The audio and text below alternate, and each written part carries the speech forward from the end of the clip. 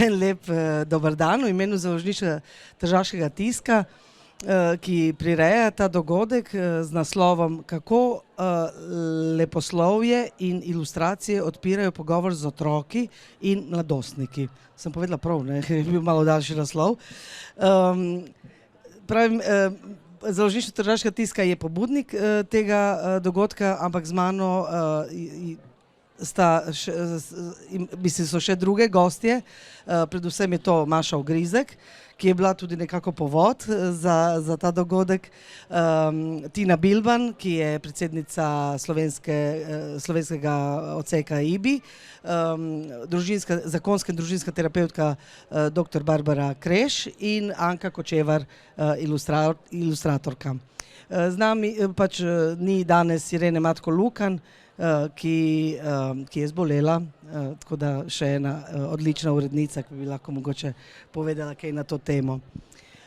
Kot sem uvodoma povedala, pogovarjali se bomo o temu, kako lahko literatura, tudi ilustracije, ki so del otroške in mladinske literature, lahko nekako pomagajo pri odraščanju, pri premoščanju težav, pri soočanju z vsakdanjim svetom, samimi sabo. In mislim, da prav zaradi tega sta te dve knjigi, ena, ki je išla pri založbi Miš, Lisičja luna, za katero je bila potem Maša nagrajena z nagrado Večernice za najboljše otroško in mladinsko delo, in najnovejša Mašina knjiga Vseh sort starši in otroci, sta prav te dve knjigi odlične iztočnice za to. Jaz bi torej prvo vprašanje namenila prav Maši, ki nekako pri teh dveh knjigah odpira zares nova vprašanja oziroma nove vidike literature, ne glede na to, da je Maša že pred tem izdala druge knjige, ki so bile mogoče malo bolj duhovite, ampak tudi v teh lahko že najdemo te neke vprašanja, samo mogoče zastavljena na malce drugačen način. Torej, kje je bil prvo povod za Lisičjo luno in potem seveda v nadaljevanju za Vseh sort starši in otroci? Pri Lisičji luni je bilo tako, kot je pri mojem ustvarjanju običajno, da najprej jaz prav zagledam in začutim potem glavno nosilni lik. V Lisičji luni je to deklica Zoja na pragu najstništva, 11 let je stara. Jaz sem jo videla, da je to običajno dekle, ki pa se začne spreminjati v lisico, da ima lisičja ušesa. Sigurno je to povezano s tem, da je eden mojih velikih vzornikov je japonski režiser Hayao Miyazaki. Gledala sem z otrokom vse njegove animirane filme, tako da sprva sem želela napisati eno tako fantastično pripoved o deklici, ki je na pol žival. Najprej sem mislila, da bo to svetlejša knjiga, ne. Potem, ko sem začela ustvarjati, se je pa sproti, nisem sploh vedela, o čem bo pripovedovalo, ne. Jaz tako začnem, najprej je lik, potem se začne osnovni plot, zgodba, potem sporočilo vznikne, ampak zares pa zgodbo zagrabim, ulovim, ko pišem, no, se poraja. Tako da nastala je Lisičja luna potem kot neka iniciacijska pravljica. Kmalu, ko sem začela pisati, sem začutila, da je to v bistvu to, da je iniciacijska pravljica o tem, kako deklica postane dekle. Ostale teme bomo mogoče še kasneje, so se pa potem priključile. Vseh sort starši in otroci so naslednja knjiga. Jaz sem pri sebi zdaj opazila en vzorec, ko pišem, da so v bistvu dvojčki ali pa trojčki celo, ne.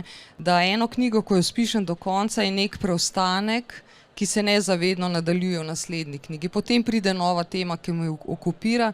Tema dvema knjigama je, kot mogoče tudi poslušalci vidijo tukaj zadaj ali že na naslovnici, da so glavni liki človeški liki z živalskimi atributi, a ne. To imajo skupno, skupen ima je pa tudi ton, ki je bolj poetičen, pa malo, kot si že omenila, bolj temačen, kot je bilo prej običajno zame. Prej je bila tako ena glavnih značilnosti mojega pisanja je bil humor, ne. Tukaj ga ni prav dosti, no. No ja. No, tukaj pa zdaj vprašanje za Tino. Tina, kaj je vas nagovorilo v bistvu, da ste nekako pristopili prav k izdaji te knjige, ne, in da, recimo, zato ker Lisičjo luno, jaz sem jo poznala že prej, ko je bila že dogovorjena za izdajo, smo izhajala pri nas v reviji Galeb in mene je takoj prepričala, ne. Verjetno tudi zato, ker sem malo bolj senzibilna za take teme, ampak kaj je tisto, kar je bilo ključno, da ste se tudi pri vas odločili potem? Sigurno je tukaj več dejavnikov. Mogoče čist prvi vtis, ki ga naredi, ker pravzaprav mi smo se odločili za zgodbo, ko še ni bila povsem v tem formatu. V bistvu se je razvijala sproti, potem tudi z objavami v Galebu, ko sva z Mašo že na nek način začeli sodelovati in potem pač tudi s Tino, da smo tudi že raziskovali ob objavah, v kakšno smer bo šla, ampak na tej stopnji je mogoče jezik tisti, ki najprej prepriča bralca. To je izjemno poetično izpisana. Se mi zdi, da vsi, ki spremljamo Mašo, prepoznavamo v vseh njenih delih eno tako natančnost za jezik. Pač Maša se jeziku v vseh svojih delih zelo posveča.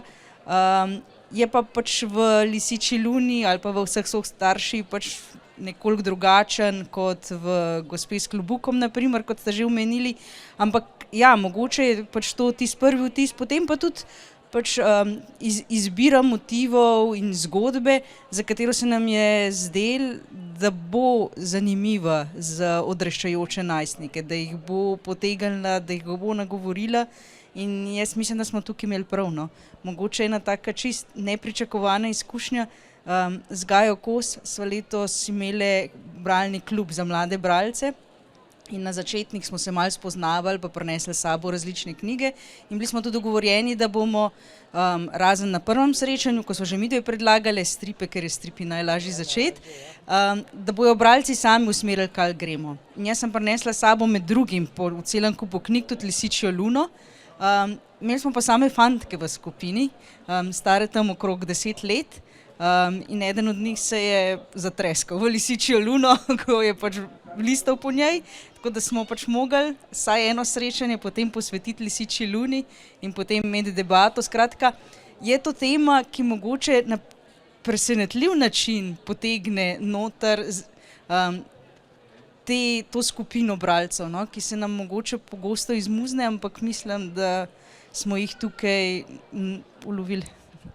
Ja, ker verjetno je to prav to, ne, tako kot pravi Maša v Lisičji luni, ne, varno pleme in zimzeleni gozd, ne, to je to, ne. Po eni strani verjetno jih nagovarja tudi ta nekako, ta odmik, ne, iz realnega sveta, po drugi strani so pa ti liki v Lisičji luni, pa tudi potem kasneje, so to liki, s katerimi se lahko identificirajo, ne, ki ima vsak svojo značilnost, svojo karakteristiko. Potem kakšni so bili odzivi, ne, na tem srečanju, na to temo? Tako, prav konkretno, ne. Ja, mislim, tisto, kar je meni zanimivo, je, da tovrstna knjiga mogoče določene starejše mentorje branja ali pa ki kupujejo knjige, mogoče celo odbije na prvih pogled, v smislu, da jih je strah dati to mladim bralcem. Jaz z mladimi bralci nisem imela nobenega tazga, pač njih je temna knjiga z očmi, ki se svetijo na prvi strani, pač privlačila kot magnet, totalno. In pač ja, mogoče na prvi pogled so to seveda tudi ilustracije. Pri teh so se ustavili, te so raziskovali in te so potem tudi ves čas spremljali, ko so brali in ko smo se pogovarjali v knjigi. Zdaj, dejstvo je tudi to, da 10-letni dečki se mogoče niso tako pripravljeni pogovarjati o teh stvareh, pa jih je potem treba malo izleči pa tako naprej. Njih je zanimalo, kaj se bo zgodilo, kako so se liki razvijali in tako naprej. Ampak vse te teme, ki jih Maša razvija noter, se mi zdi, da po eni strani se jih dotaknemo s pogovorom, vidimo, da so jih otroci zaznali, po drugi strani pa tudi, če je kakšna ušla, bo prišla ob enem naknadnem razmišljanju ali pa mogoče ob drugem branju, če jih je knjiga ujela do te mere ujet, da jih zanima, kaj se bo zgodilo in tako naprej. In tukaj mislim, da je Maši zelo dobro uspel povezati zgodbo, ki teče, ki bo to vrstne bralce vlekla naprej, ker jih bo zanimala, bodo prišli iz tega gozda in tako naprej, kako bodo prišli. Hkrati je pa tukaj polno enih tem od odraščanja, pripadanja družbi, pa tudi prijateljstva, prve ljubezni, ki je spet ena od tem, s katerimi se nismo smeli pogovarjati, ampak so jo vsi seveda zaznali in občutili, ki je noter je. In te teme se jih dotaknejo in so tukaj in so pravzaprav ravno to, kar pri teh letih potrebujejo, pa ali so se o tem pripravljeni pogovarjati ali pa ne. No, pri tem je pa vseh sort starši in otroci nekoliko drugačna knjiga, ne? Ker tam mogoče bolj pa nagovarja starše, ne, bi jaz rekla. Marko Kravos jo je poimenoval transgeneracijska knjiga. Jaz se s tem tudi strinjam. Po tvojem, Maša, kaj misliš, kdo jo bo več bral? Mislim, mladi ali starši? Kakor jaz vidim, kakor jaz vidim na stojnici, se kar veliko staršev odloča za to knjigo. Tako kot je naslov, si upam, starši in otroci, in upam, da jo bojo brali skupaj in da se bodo skupaj o njej pogovarjali. Knjiga je res nova, ampak dobila sem že prve odzive, točno takšne, da berejo skupaj in da prav zahteva, tudi veliko odraslih in otroških bralcev so mi rekli, da to so knjiga, ki lahko eno zgodbico na večer, pa mogoče potem par dni ne. Je prenaporno, tudi ni mišljeno tako, da se... Tudi zanimivo, ena mama mi je zdaj pisala ravno, ker to je realizem z elementi fantazije, jaz sem temu rekla magični realizem. Jaz tudi jo tako pomenujem. In mi je rekla, da otroci pa zelo zares vzamejo. Tukaj so ene stvari, lahko so mišljene kot metafora, ampak jaz sem jih pa namenoma vzela zares. Se pravi, že fizično se to kaže. Ne rečeš, da je nekdo svoboden kot ptič, on je ptič. In to mogoče otrok, ki res toliko dobesedno vzame, potrebuje potem tudi še bolj intenziven pogovor, ampak ne vem, zame bi bil idealen starš, idealen bralec bi mi bil tandem starša in otroka, ki se potem skupaj pogovarjata. No, tukaj pa zdaj že vprašanje za dr. Barbaro Kreš. Točno to, tukaj se pogovarjamo o knjigah, se pogovarjamo o leposlovjih, pogovarjamo se o starših. Starši ponavadi, če ne vemo, kako se spoprijeti z našimi otroki, odraščajočimi otroki, posežemo po priročnikih, po svetovalnicah in tako dalje. Kaj pa leposlovje? Kaj pa ilustracije? Koliko to lahko pripomore? Koliko lahko v bistvu mi tudi lahko prepričamo starše, da če berejo leposlovje, je to tudi rešitev problema oziroma način za premoščanje ovir, problemov in tako dalje? Ja, jaz mislim, da v večini teh knjig, za katere sem jaz pisala spremne besede, sem si želela, da bi jih prebrali starši, da bi malo razmislili in da bi na en drug način mogoče govorili z otroki o nekih stvareh. Zdaj, zanimivo mi je, prej ste govorili o tej lisiči luni, če preden gremo tja, moram reči, a veste, kako jaz dobim ta tekst, se veste, čist prazen, brez preloma, brez ilustracij, in je vse prepuščeno meni, in kaj bom jaz iz tega povlekla. Tako da, hvala Bogu, tle so še ilustracije, ko pomagajo, in da, ko sem zjutraj prebrala še to, vseh sort starši in otroci, je točno to, starši tudi lažje sebe vidijo v taki ilustraciji. Ni takega pritiska, ko ti bereš priročnik, sam zveš, kaj bi moral in česa ne počneš. Tukaj pa pač brez pritiska nekaj bereš in ti nekaj klikne, a se na to odzoveš, a je trenutek pravi, da se bom danes pri sebi na to odzval, ali enkrat drugič, ali bom sam preveril pri svojemu otroku, kako me doživlja. Se mi zdi ta varnost, ki jo daje ravno taka preprosta literatura. V primerjavi s priročniki, kjer se točno ve, kaj je treba, ni nam pa jasno, zakaj nam ne uspe oziroma kaj mi sploh počnemo. Tako da z tega vidika mi je to zelo dragoceno. Torej, po vašem mnenju, vi pri svojem delu, že ko ste družinska terapevtka, bi vsekakor priporočili eno leposlovno delo, ne samo te dve, ampak tudi druge, ki Absolutno. se Ne samo to, ukvarjajo, se pravi, dotikajo, čujem. Ja, prehitevam. Jaz ljudem rečem, pa nehte brati te priročnike skozi, ne tega, ko vprašam, kaj berete. Preberite kaj lepega, prijetnega, ne vas tem nagovori. Ne? Sploh kakšna klasično leposlovje ima ogromno enih zgodb, v katerih se lahko najdeš ali pa ne, ampak brez pritiska, pa sproščen si, ne, tam je več prostora, da se te nekaj dotakne. To, ko bereš z otroki sploh, ne, tam se lahko z njimi malo pogovarjaš, kaj se ti to zdi, kaj se ti ne, spet brez pritiska, kaj je treba, kaj ni treba, ne, in vidiš njihovo doživljanje. Tako da, absolutno dosti traje celo, kakor neke stvari, kaj bi bilo dobro, kaj je pametno, ne. Vsak se mi zdi, da mora najti svojo resnico in sebe poiskati v knjigah, no. No, in to je točno to, kar v bistvu te dve knjigi nekako povesta. Resnico, ki jo lahko vsak najde zase. Ne? No, ampak tukaj, tako kot je že Tina omenila, je veliko vlogo igrajo tudi ilustracije. Ne? Torej, to je vprašanje zate, Anka. Pač nimamo Tine Dobrajc, da nam še tudi ona kaj povedala, ampak to, kar je tudi Maša omenila, te ilustracije imajo ta skupno rdečo nit, da imajo živalske atribute, oziroma ti liki imajo te živalske atribute.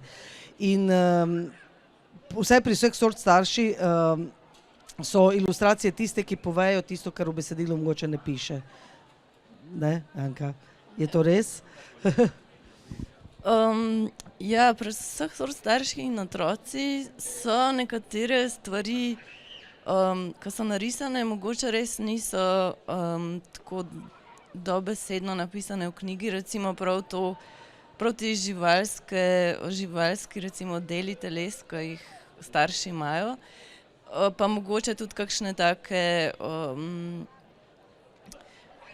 telesne značilnosti, o katerih so se tudi z Mašo pogovarjali medtem, ko sem jaz risala, se pravi, ko sem dobila tekst, sva bile kar na vezi, no, med tem ilustriranjem, tako da sva, ne vem, se zmenile, aha, ta bo pa toliko star, pa bo mogoče močnejše postave, pa bo, ne vem, pa bo imel temne laske in tako naprej. Tako da ja, take stvari, ki so pravzaprav vsebinske na nek način, pa niso zapisane tako mogoče dobesedno v knjigi, so tudi v ilustraciji potem šele razvidne, no. Je pa še nekaj drugega, ne, je pa v bistvu sama forma, kako so ilustracije narisane, kar se mi zdi pa, da je tudi en velik del knjige, ne, ki pravzaprav določa pa tudi to, v bistvu, v čem se recimo starši in otroci, ki te knjige berejo, pa tudi prepoznajo ali pa ne, oziroma kaj recimo jim je všeč ali pa kaj jim ni. In recimo to so tudi taka vprašanja, ki recimo se mi zdi, da jih jaz kot ilustratorka ne morem prav dobesedno za celo skupino nekih otrok ali pa nekih staršev reči, aha, to je pa prav za njih. Se mi zdi, da to je pa res nekaj tako osebnega, ne, ali te recimo ena ilustracija prevzame, ali ti je všeč ali pa ne, ne. In tle se mi zdi, da obstaja tudi med ilustracijami neka možnost za pogovor, ker potem v bistvu, ko zveš od nekoga, kaj mu je všeč, potem, če ga vprašaš, zakaj, a ne, potem pa že lahko zveš marsikaj o njem tudi, ne, predvsem, ne več toliko o ilustracijah, ampak pač o tisti osebi, s katero se pogovarjaš o njih, ne. Hvala, Anka. Na tej točki, ne, bi se pa jaz dotaknila tudi gospe s klobukom, čeprav smo rekli, da je malce drugačna, ampak gospa s klobukom tudi odpira ta neka vprašanja, čeprav tukaj gre za starejšo gospo in tako naprej, ki pa je verjetno tako na stara leta se ji malo odpelje, dobesedno. Ampak mislim, da je to da se da te stvari povedati tudi na duhovit način, ne, torej to iskanje samega sebe, ne, tudi v nekih mogoče poznejših letih in v bistvu iskanje lastne svobode s pomočjo prijateljev, živali, vedno so živali. Pri tem so veliko krat pač prisotne živali. Ne? Ali imajo pač osebne živalske atribute, ali so pa to zares živali, tiste, ki so pomočnice. Odkot to izvira? To je kar klasična značilnost pravljic, živalski pomočniki. Mislim, da ni posebnega globljega razloga, pač, da je bolj zabavna zgodba. Jaz takole, kot vidite v zadju, jaz imam na ta način PowerPoint tudi, ko hodim po šolah in zares preizkušam to, kar smo danes tle izpostavljene. Ali se lahko pogovarjaš ob ilustracijah. Se pravi, jaz jim svoje delo predstavljam in recimo pri gospe s klobukom je Tanja, jaz sem res srečna, bi se Anki zahvalila in tudi odsotnima Tini in Tani. Pač moje knjige so res bogato ilustrirane, ker so za to starost in jaz ilustracije in ilustratorke štejem za popolnoma enakovreden del knjige. Ne. To je celota, skupaj je šele celota.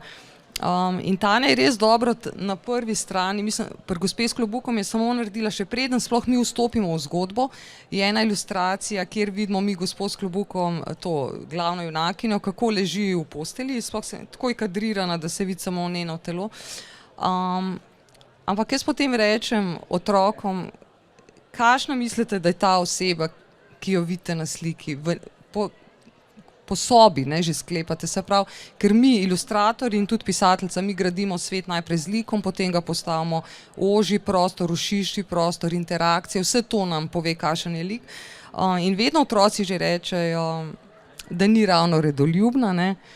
Potem jih pa zelo veliko opazi, da so zagrnjene zavese in da je ona obdana z veliko stvarmi, pa da je sama. In točno to vidijo, ne. Takoj zaznajo neko osamljenost, samoto, zaprtost v sobo, potem se pa sproži zgodba, ne. Že takoj na naslednji strani se odpre zavesa, ona spakira kovček in gre v svet, ne. Tako da na enak način tudi ilustracije iz ostalih dveh knjig se mi zdi omogočajo pogovor in tudi so narejene v vse tri knjige tako, da lahko jih bereš in gledaš ilustracije. Mislim pa, da je možno tudi samostojno branje samo slik. Se pravi, da listaš in si svojo zgodbo delaš sam ali pa kombinacija obojega, ne. Kar je prej Anka povedala o ilustracijah, ne gre samo, se mi zdi, za vsebino, ampak tudi intonacijo, ne. Ilustracije intonirajo besedilo. Pri gospe s klobukom izrazito humorno, recimo Tina je uspela v to temačnost, eno neverjetno nežnost, občutljivost. To so težke teme, ne, soočenje s smrtjo, izgubo, ampak tukaj noter je na način, se pravi, jaz včasih rečem, to je temna knjiga, ampak da je noter svetloba, sicer ne sonca, ampak ognja in zvezd, pa lune, a ne, seveda. Ampak tudi taborni ogenj je simbola, ne. Tudi Ankine ilustracije pa intonirajo neverjetno nežno, pa tudi blago, jaz bi rekla, da je eno blagost in midva sva tako pisale za Galeba tudi zgodbo po zgodbo in sem prepričana, da bi tudi zgodbe drugače šle, če bi bila druga ilustratorka, ne. Ko sem jaz začutila to Ankino neverjetno nežnost, blagost, sem tudi jaz mogoče še malo več zraka spustila v tekst, se mi zdi. Ja, in ilustracija nakaže, kako brati, a ne.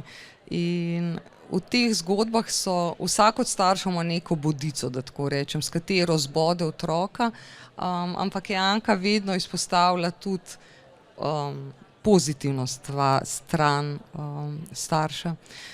Zdaj bi se samo še mogoče odzvala na, kar je Barbara rekla, da priporoča svojim, a se reče pacientom ali klientom, da berejo knjige.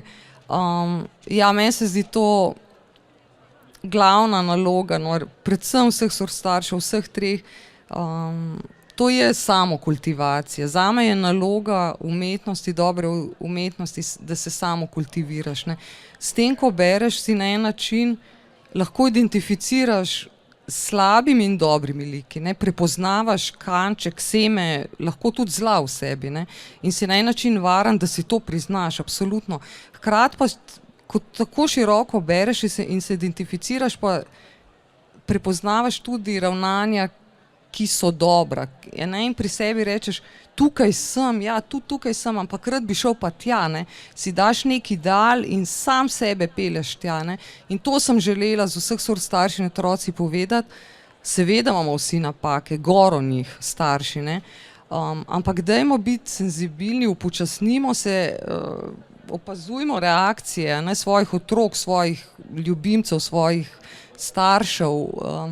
In ko vidimo, da ranimo, s pomočjo tudi knjig razmišljamo, kaj bi lahko naslednjič storili bolje. Ne. Še vprašanje za Tino, glede na to, da je predsednica IBI-ja, koliko je take literature recimo v svetu? Mislim, ja. Ja, Ste na tekočem, koliko je take literature recimo in če dejansko je uporabljajo tudi v te kao terapevtske namene? Se mi zdi, da je to nekaj, kar se vedno bolj prebuja. Se mi zdi, da vedno bolj vsi dajemo poudarek na enem razvoju, pa ne samo osebnem, ampak tudi na razvoju medosebnih odnosih in da seveda to odmeva tudi v literaturi, v smislu, da je literatura ne samo tista, ki sledi trgu, ampak tudi tista predvsem, ki posluša družbo in kjer potem odzvanja prek avtorjev vse to, kar se v družbi dogaja in da je vedno več tega tudi v otroški in mladinski literaturi, tudi zaradi tega, ker se mi zdi, da jima in na področju kulture in na področju družbe priznavamo vedno večjo težo, ki sta seveda vedno bolj imela, ampak se mi zdi, da se tega tudi vedno bolj zavedamo in da se to tudi uporablja v te namene. Mogoče en tak primer, ki ni prav v tej smeri, ampak vendarle je mogoče knjižnica na Lampedusi, kjer se zbira slikanice brez besedila, v smislu, da ko pridejo tja begunci, da je to prvi stik z mladimi bralci v tem primeru, ampak z mladimi nasploh, ker je knjiga samo z ilustracijami, brez besedila, tista, ki lahko poveže ne glede na vse kulturne razlike in pomaga se nekomu odpreti, se počutiti doma, se počutiti sprejetega ali pa mogoče samo odvreči vse tisto, kar ga teži, pa se pač potopiti v eno fantazijo. In se mi zdi, da na koncu vse to, kar smo tukaj že omenjali, ali bo to zgodba, ki bo pripeljala do enega pogovora, ki bo v ilustracijah odprla nek dodaten stik, ali pa bo šlo samo za to, pa se mi zdi, da vsi, ki smo kdaj brali z najmlajšimi bralci, vemo, da je tukaj že to, da se ti mladi poslušalec usede v naročje pa posluša zgodbo, je pravzaprav že pol tega dogodka, ki se ima zgoditi, no, s tem, kako literatura poveže odraslega in otroka in stke en stik in odpre pogovor. Barbara, zdaj sem razmišljala, za nami sta dve težki leti, ne, mislim v smislu, ne, in zapiranje in vsega tega. Koliko se je v tem času spremenilo kaj se je zgodilo pri otrocih oziroma pri najstnikih predvsem, ne, je več stisk, je več jim lahko pač tudi te 2 leti sta bile zaznamovane s spletom, z digitalno tehnologijo in tako naprej. Je še upanje, da jih vrnemo nazaj nekako v svet pisane besede in jim s tem tudi lahko pomagamo na ta način? Upanje je zmeraj, ne, čeprav ne gre tako hitro, ne, res ne gre tako hitro. Mislim, da najprej so se začeli vračati k prijateljem, pol mogoče pa tudi bolj k kakšni pisani besedi, no, tako, ja, upanje zmeraj obstaja, ne. Ampak, če smem jaz samo eno drugo temo, mi bolj ostaja še v zvezi z torej vseh sort starši, ne, na Mašo sam en odziv. V bistvu, sem razmišljala, tukaj gre za en tak, zmeraj je nek pozitiven rezultat na koncu, ne, kar se mi zdi fajn, ampak ne gre za nek fantastični, pozitivni, ne, in živela sta srečno do konca svojih dni, ne. Ampak vedno se zgodi, najprej je nekdo, ko ima že kar ukoreninjene te neke navade, ki niso okej. V bistvu se že identificira z njimi, že dobi njihovo obliko, ne, na nek način. Potem pride do enega malega upora v otroku ponavadi, ne, ker se zaveda, mu to ne odgovarja, ne, mičkeno se vsaj ustavi, če že nekaj zacepeta, ne. in potem starš odreagira, ne? In zgodi se nek uvid pri staršu in začne se sprememba. No, rekel, tle se zelo nehitro zgodi, ne? V življenju gre bolj počasi, ne? Precej bolj počasi, ne? Ampak ja, pomembno je to, da mora biti nek uvid, mora biti pa tudi malček upora, ne? Mora biti to, da poveš, ne? In jaz mislim, da mora ta knjigica otroke spodbuditi oziroma starši in tisti, ki z njimi berejo, da daj mi povej, ne, kaj pa jaz delam narobe, kje so pa moje budice, ne, da zdržimo s tem, ne, pa da naši otroci vejo, da mi zdržimo s tem, ne, da lahko povejo in da se mi lahko zamislimo in naredimo, kar imamo za narediti v času, kakor pač ga rabimo za to, ne. Tle moramo biti pa tudi malo bolj do sebe prijazni, ne, da pač včasih rabiš malo dlje, verjetno, ker si imel tudi ti nekega starša z nekimi značilnostmi, ne, ki so ga tako zaznamovale, seveda ga ne zato krivimo, ampak pač tako je, ne, na to se prilagodimo, ne. Sam to bi rada, da gre res za en tak realistični pozitivizem, kar mi je všeč, ne, in en način, kako spremembe v resnici grejo, pokaže, ne. Ja. No, ta knjiga dobiva vse več oznak, Maša, od transgeneracijske do realističnega pozitivizma, magičnega realizma. No, to mi je všeč. To pomeni, da je vzbudila pozornost. Jaz bi se na tej točki rada zahvalila, ker to je bil točno vsem 4. Ima še kdo kakšno vprašanje slučajno iz publike? Še ste zastopili, dobro. Bi rada še katero od vas kaj povedala, zato sem hotela zaključiti prosto mislijo, ki je Barbara povedala, ne. Torej, otroci uprite se, povejte in starši poslušajte se in poslušajte. Starši poslušajmo, bom rekla, ne. Zato je sama starš. A lahko še nekaj dodam, ne, zato ker če se otrok upre, pomeni, da je to varno in pomeni, da smo že dobri starši, če se nam otroci upirajo, da ne bo pomote, ne. Prepoznali so, mislim, vsaj v nekem delu so prepoznali varnost, da to lahko naredijo, ne, ker tam, kjer se otrok ne upre, je nevarno, če bo tepen, zanemarjen, izločen na tak ali na drugačen način, tega otroci ne naredijo. Tako da, če se otroci upirajo, pa smo že v redu. No, najlepša hvala. Hvala še enkrat vsem 4, Tini, Barbari, Anki in seveda Maši, ki jo spodbujam, da naj piše še naprej. Naj ne usahne te zvir. Hvala lepa za pozornost in še lep zadnji dan knjižnega sejma.